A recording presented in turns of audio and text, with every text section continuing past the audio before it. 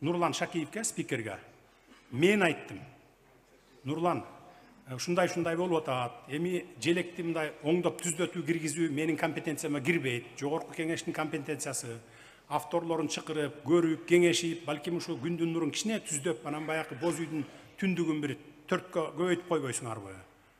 Деп мен сурандым. Ошон үчүн Нурлан Шакиевди тепкилебегиле, мына мени тепкилегиле. Азыртадан баштап. Анан эми аягына чыгайын. Буну дагы мындай деп каршы чыгып атышат. Каршы чыккандын көбү буган расход кетет деп атат. Паспорттарды алмаштырабыз деп атат. Номерлерди, анан башка жана башка жок. Эчтеке алмашылбайт, расход кетпейт, бир тыйын расход кетпейт. Биз 30 жылдын ичинде 6 жолу паспорт алмаштырдык. 5-6 жолу. Эски паспорттун мөөнөт өткөчө чейин иштейт. Жаңы берилген паспорттарга гана жаңы менен кете берет. Бул дүйнө жүзүндө 190 өлкөгө бизден электрондуу варианты жөнөтүлөт. Эски паспорт мөөнөт өткөнгө чейин жарактуу, а жаңы паспортубуз могу деп. Бүттү, эч кандай чет өлкөгө чыгасыңбы, мамлекеттин ичинде жүрөсүңбү, паспорт алмашылбайт. Кааласаң алмаштырасың, каалабасаң мөөнөт өткөнчө чейин кармап жүрө бересиң.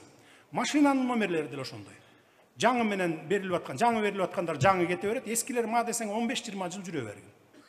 Анан желектерди дагы массалык түрдө алмаштырыштын эч кандай кажети жок. Жаңы баягы чет өлкөдөгү гана өкүлчүлүктөрүбүзгө, анан область министрликтерге өзгөртүп койсок болот. Ага деле көп расход кетпейт. Мен баягы Нурланбек мырза айтып калбадыбы? Спонсорлор бар, өзлөрү эле эметип койду. Аны мен айттым эле. Май ошончолук эле бир 50-60 желекти мен эле зарплатаман деле алмаштырып берип коеюнчу депчи. Ошентип мен эле спонсорлук кылып берип коеюнчу, ошо мамлекеттин бир тыйынын кетирбей эле коелу деп.